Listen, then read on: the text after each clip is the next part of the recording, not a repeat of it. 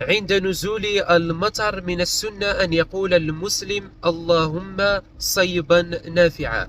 وقد ذكر بعض العلماء بأن الرسول صلى الله عليه وسلم قال: اثنتان لا تردان، الدعاء عند النداء وتحت المطر، أي النداء عند الأذان إلى غاية إقامة الصلاة، فذلك الوقت يكون فيه الدعاء مستجاب، وأيضا تحت المطر يكون الدعاء مستجاب.